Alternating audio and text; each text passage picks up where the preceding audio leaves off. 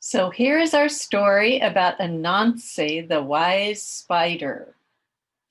The sky god, Naomi, owned all the world's stories, and there were none at all on the earth. Anansi wanted these stories, so he spun a web up to heaven to ask for them. Naomi set him four tasks. If he could capture hornet, python, leopard, and fairy and bring them to him, he would give Anansi the stories as a reward. Anansi was little, but fortunately, what he lacked in strength, he made up for in brains. First, he set about looking for hornet, taking with him a gourd filled with water. Coming upon their nest, he threw some of the water over it and the rest over himself. The hornets came out buzzing angrily. Quick, called Anansi. Come and shelter from the rain inside my nice dry gourd. Once the hornets had flown into the gourd, Anansi wove a thick web across the opening, trapping them inside. So he tricked them, didn't he? He splashed some water on himself so it looked like, oh, everybody was getting soaked and maybe going to drown. Then he dumped a bunch of water on their nest to make them feel like everybody was going to drown. And then he took the gourd that he had used to dump the water on everybody and tricked them by saying, come inside here and you can stay dry in my dry gourd.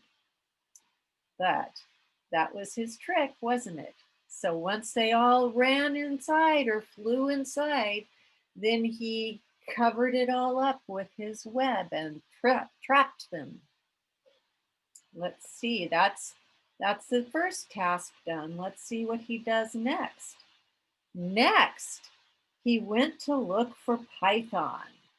Python is this long snake. I don't know if you've seen them at the zoo or not, but they're pretty big. Python was very proud of how long he was, so he took a long branch and then went down to the stream, muttering loudly all the while. What are you mumbling about?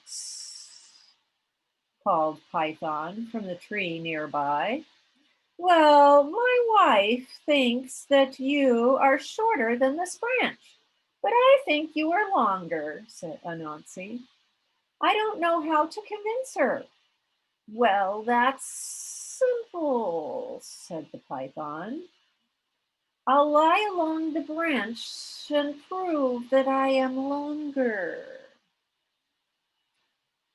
And he stretched himself out along the branch, and quick as you could in a flash, Anansi bound him up with a trailing vine so that he could not move.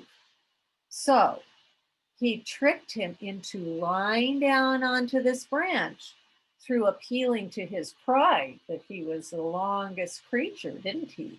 And then as soon as he was there, he wound him up with a vine, like ivy's a vine, right?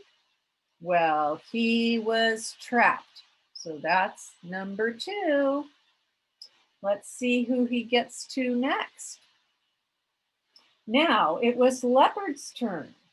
Anansi dug a deep hole across the path that Leopard walked down every day and carefully covered it with branches and leaves. Then he sat down and waited patiently.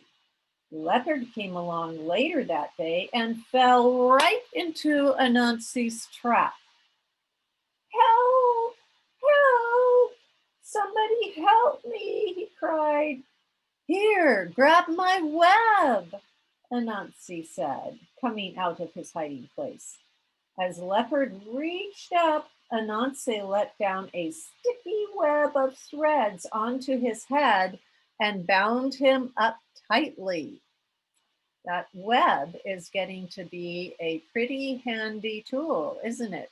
So he got him all bound up in his sticky web, and then he was caught 2, so he could not get out of that trap. So now he has 3 out of the 4, doesn't he?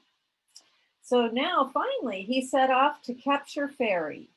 He covered a doll in sticky gum and left it by a tree. Fairy came along and, seeing the doll, tried to pick it up. As soon as she touched the doll, she stuck fast to the doll that she touched and could not run away. Anansi took the captives to Naomi, who was delighted. He handed all of life's stories over to Anansi, and Anansi brought them down to the world to share with everyone in the world. So that is how all of the stories in the world came to us, according to the legend of Anansi, because Naomi got what he wanted. He got the hornets, he got the python, he got the leopard, and he got the fairy. And so that is how we have all the stories in the world. I hope that you like that story that tells us a little bit about Anansi and how he is wise, and also how he is a bit of a rogue or a trickster. This week, because it's a short week for school, I have this story and I have an idea for you, and that is I would love to see some pictures that you might want to draw of Anansi. Here is an interesting picture of Anansi, isn't he? There's a lot of interesting pictures. Here's one too. Oh, and I forgot to show you this. This is the symbol for the sky god Naomi. Isn't that neat? It looks almost like it's Oriental, doesn't it? But it's African. So I would love to have you share with me any pictures that you want to draw of Anansi. And this one looks very African, doesn't it?